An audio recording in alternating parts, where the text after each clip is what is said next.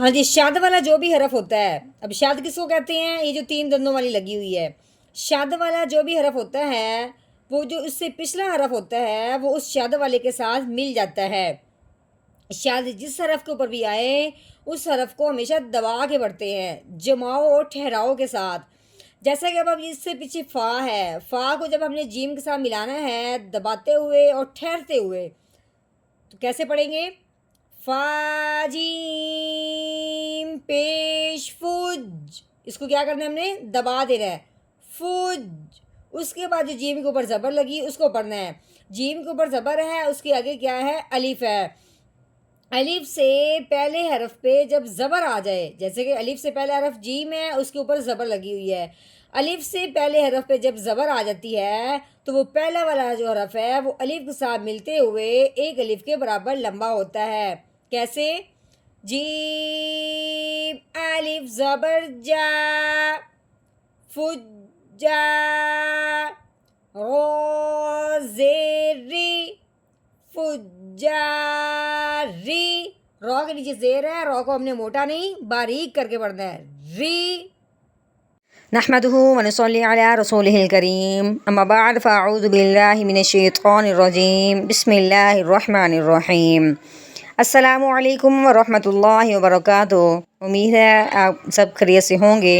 इंशाल्लाह जहाँ होंगे ईमान और सेहत की नेमत से माला माल होंगे। हाँ जी, तो आगाज़ करते हैं हम अपने आज के सबक का दुआओं के साथ। तो चलिए शुरू करते हैं।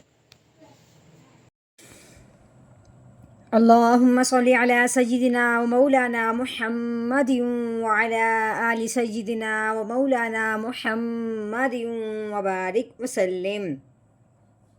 रब्बि इश्रह ली सदरी व यस्सिर ली अमरी वहलुल उक़दतम मिन लिसानी यफ़क़हू क़ौली। Rabbi ज़िदना इल्मा, rabbi ज़िदना इल्मा, rabbi ज़िदना इल्मा। अऊज़ु बिल्लाहि मिनश्शैतानिर रजीम, बिस्मिल्लाहिर रहमानिर रहीम। हाँ जी, ये काफ है, काफ के ऊपर ज़बर लगी हुई है। आगे ये लाम, लाम के ऊपर 3 दंदों वाली शद लगी हुई है। अब शद वाला हरफ लाम है, इसने अब काफ को लाम के साथ मिला देना है। ठीक है, शद जिस हरफ के ऊपर भी आए, पिछला वाला हरफ जो होता है वो उस शद के साथ मिल जाता है। तो कैसे पढ़ेंगे? काफ लाम ज़बर कल। ठीक हो गया। अब लाम के ऊपर ज़बर लगी हुई है, अब लाम पढ़ेंगे, उसके आगे क्या है? अलिफ है। अलिफ से पहले हरफ पे जब ज़बर आ जाए तो उस अलिफ को एक अलिफ के बराबर लंबा करते हैं। अब ये लाम इस अलिफ के साथ मिलते हुए एक अलिफ के बराबर लंबा होगा।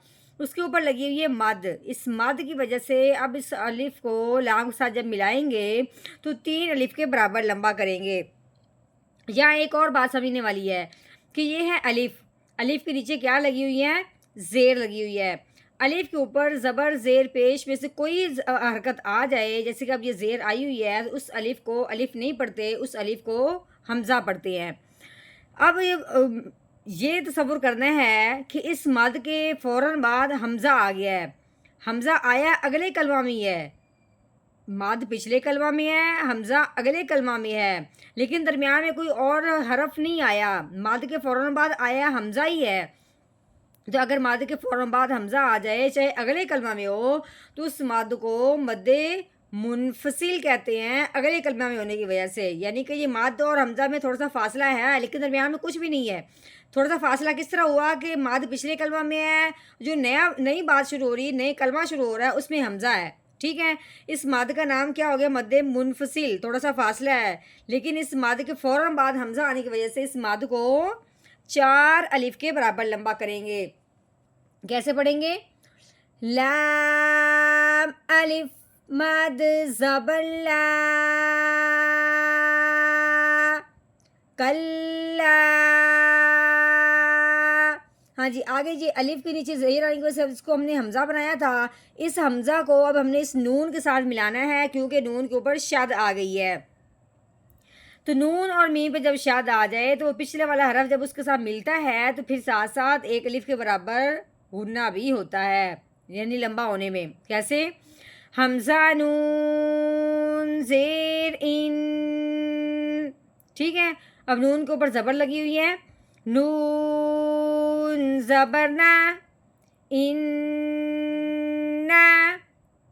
ہاں جی. آگے یہ کاف ہے. کاف کے نیچے زیر لگی ہوئی ہے. کاف زیر کی. تا کے اوپر کھڑی زبر ہے.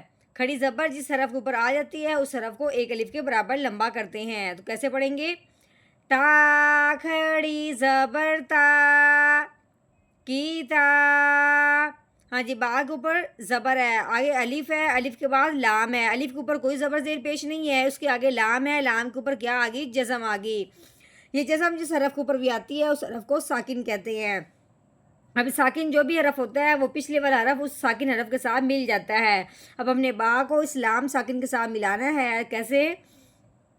بالام زبر بل. کتابل. ہاں جی. آگے فا. فا کے اوپر پیش لگی ہوئی ہے. یہ جیم. جیم کے اوپر 3 دندوں والی شاد لگی ہوئی ہے. ہم نے کیا پڑھا تھا کہ شاد والا جو بھی حرف ہوتا ہے وہ پچھلے والا حرف اس شاد والے کے ساتھ مل جاتا ہے. اب ہم نے فا کو جیم کے ساتھ ملانا ہے اور ساتھ ساتھ دبانا ہے. اگر نون کے اوپر شاد آئے یا میم کے اوپر شاد آئے تب دباتے نہیں. دبانے کے ساتھ ساتھ غنہ کرتے ہیں. تو یہاں اب ہم نے فا کو جیم کے ساتھ ملانا ہے. صرف دبانا ہے. غنہ وغیرہ کچھ نہیں کرنا. کیسے پڑھیں گے؟ فا جیم پیش فج. کیسے؟ فج. اب جیم کے اوپر زبر ہے. اس کے آگے الف ہے. الف سے پہلے حرف پہ جب زبر آ جائے وہ پہلے والا حرف الف کے ساتھ ملتے ہوئے ایک الف کے برابر لمبا ہوگا. کیسے؟ جیم الف زبر جا. فجا. رو کے نیچے زیر لگی ہوئی ہے. رو کے نیچے جب زیر آئے تو اس رو کو باریک کر کے پڑھتے ہیں. موٹا کر کے نہیں پڑھتے. رو زیری. فجاری. ٹھیک ہو گیا. آگے یہ لام ہے. لام کے اوپر زبر لگی ہوئی ہے. لام زبر لا. فا کے نیچے زیر. آگے یا کے اوپر جزم تو یا ساکن ہو گیا. یا ساکن ہو اس سے پہلے حرف کے نیچے زیر ہو وہ پہلے والا حرف یا ساکن کے ساتھ ملتے ہوئے ایک الف کے برابر لمبا ہوگا. کیسے؟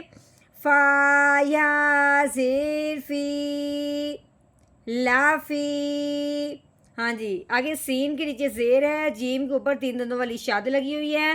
اب ہم نے سین کو جیم کے ساتھ ملانا ہے اس شاد کی وجہ سے. تو کیسے پڑھیں گے؟ سین جیم زیر سج. اس کو ہم نے دبا دینا ہے. سج. ہاں جی. آگے جیم کو اب ہم نے یا ساکن کے ساتھ ملانا ہے. یا کے اوپر جزم لگی ہوئی ہے. یا ساکن ہو گیا. یا ساکن سے پہلے زیر ہو تو وہ جیم جو ہے وہ پہلے والا جو حرف ہے اس یا ساکن کے ساتھ ملتے ہوئے ایک الف کے برابر لمبا ہوگا. تو کیسے پڑھیں گے؟ جیم یا زیر جی. جی. اب نون کے نیچے 2 زیر ہیں. 2 زبر ہوں یا 2 زیر ہوں یا 2 پیش ہوں اس کو تنوین کہتے ہیں. اب ہم نے کہنا ہے کہ نون کے نیچے تنوین آ گئی ہے. تنوین کو پڑھنا کیسے ہے؟ نون 2 زیر نین. سجینین. اب ہم نے کرنا ہے یہاں پہ وقف. وقف کی صورت میں اب ہم نے کیا کرنا ہے؟ اس کی جو تنوین ہے نا اس کو ہٹا دینا ہے. تو پیچھے کیا رہ جائے گا؟ نون اکیلا. تو پھر ہو جائے گا زبر زیر پیش جس پہ نہ ہو تو وہ نون ساکن بنا دیتے ہیں. اب اس وقف کی وجہ سے اس نون کو ہم نے ساکن کرنا ہے. تو کیسے؟ آگے وقف سجین. سجین. ہاں جی. اب مکمل آیت کا ہم نے توڑ کر لیا. اس مکمل آیت کا اب ہم نے کرنا ہے جوڑ یعنی کہ روانگی کے ساتھ پڑھنا ہے. تو چلیے شروع کرتے ہیں. اعوذ باللہ من الشیطان الرجیم. سورۃ المطففین مکیہ. بسم اللہ الرحمن الرحیم.